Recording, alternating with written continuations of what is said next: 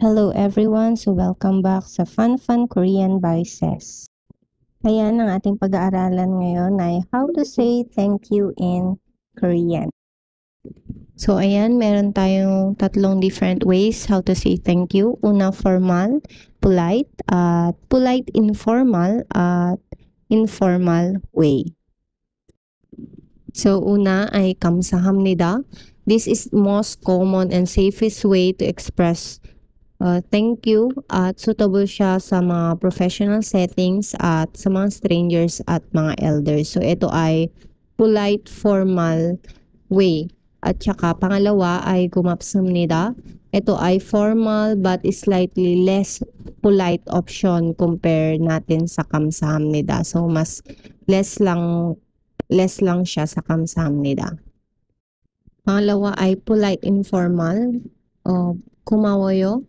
Ito naman ay polite way, pero pwede natin siyang sabihin sa mga kakilala natin o sa mga colleague natin. Ito ay polite informal. Next natin ay si 감사해요. Ito ay another warm, polite option that is less formal than 감사합니다 but is still respectful. Mga informal way naman natin, 고마워요 at thank you.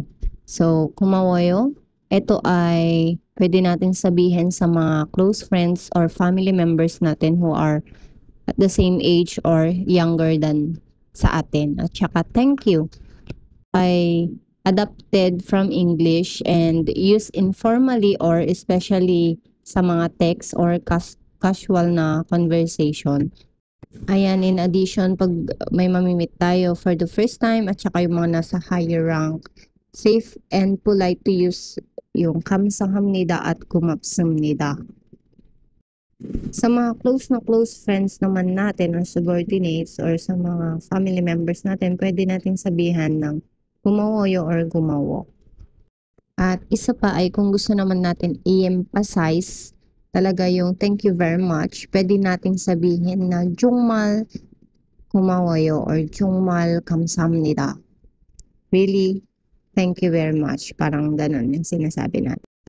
So, ayan, thank you po sa inyong panunood at naway natutunan po ninyo ang different ways how to say thank you. At kung gusto po natin maging magalang ay mas mabuting gamitin po natin ang formal at polite informal way how to say thank you, which is the 감사합니다, 고맙습니다, at sa polite informal naman sa mga informal na situation pero magalang pa rin ay 고마워요 at 감사해요.